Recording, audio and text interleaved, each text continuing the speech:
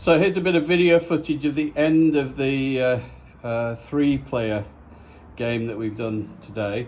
We've deliberately set it up to try something where in this one we've had the Barbarians and Greece both ganging up on Rome from the beginning.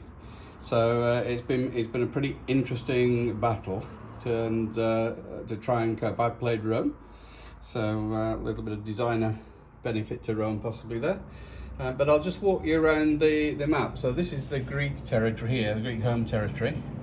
And actually the Greeks have conquered and absorbed the giant empire going all the way around North Africa, and even invaded the neutral Carthage, which meant they couldn't trade with them anymore because they're a non-player character, if you like.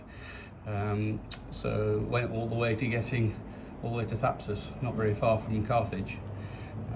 And in the other direction, sort of just a little bit north and just into the, by the end they'd just taken a bit of the very northern bit of Italy. And then there's an interesting bit here because there's all sorts of markets and roads. Look at the economic development at the end. There's an enormous road. So this is the roadway of Chris Walker that you can see that runs all the way along there. And that allows his armies to move 3 times as fast, so they can do 3 up to 3. Only up the third ones that count as one movement, so 1 or 2 are free. So 1 move, 2 moves, 3 moves. So in 3 moves, in 1 turn, 1 campaign turn, armies can move from over here all the way to here because of the road network is built. Which is about right, because the Romans reckon they could move about 3 times as fast on roads than they could cross country. So that's all pretty interesting stuff.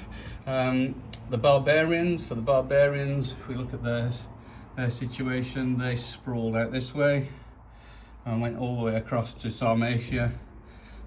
They've actually built a wall and a barracks here in Dacia, so they can recruit Dacians.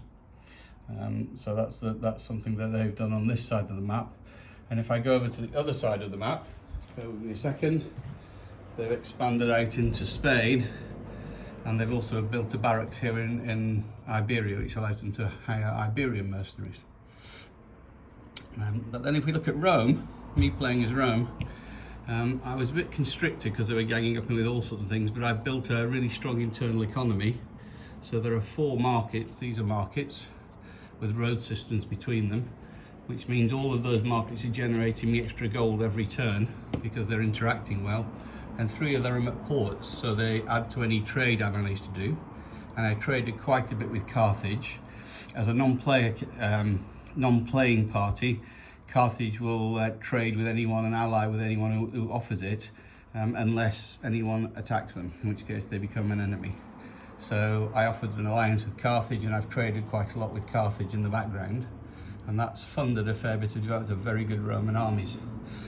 I've also, fairly early in the game, invested in walls and barracks along my northern borders, which make them very hard to take. So they're reinforced with the new development systems that we've got built in there. And at some point in the game, having built up some inner strength, I managed to burst out of there and break into the barbarian home territories. So you'll see the red markers there.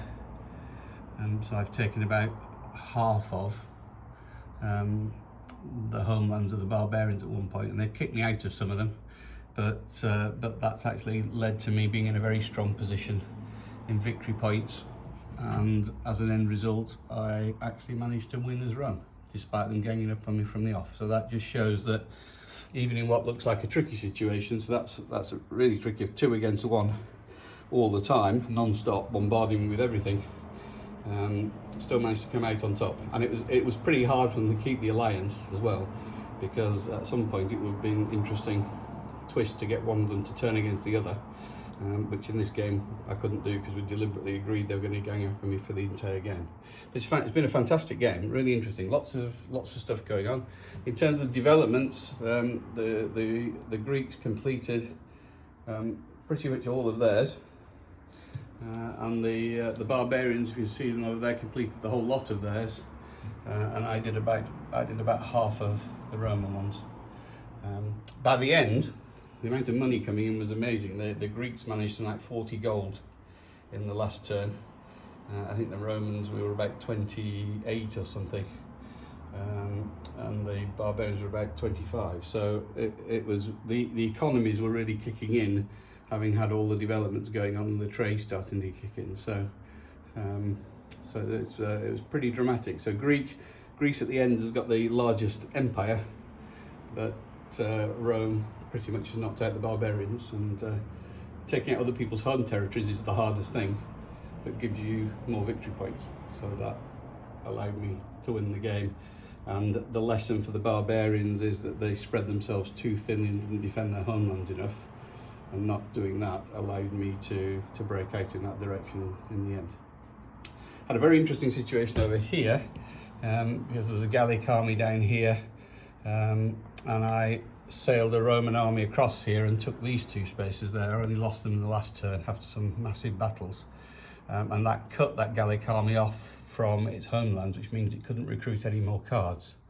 Luckily, he put a barracks on there just in time to raise a mercenary army, and a mercenary army came back this way and was eventually destroyed by the Romans trying to cross the Pyrenees. So that was a pretty eventful moment in the game, and there was a pretty massive battle up here at the end as well. And luckily, the Romans, I lost 2 armies, but I won several big victories. I won a big victory here, and I won a big victory here, and was only taken out the second time by the Greek army that came and invaded.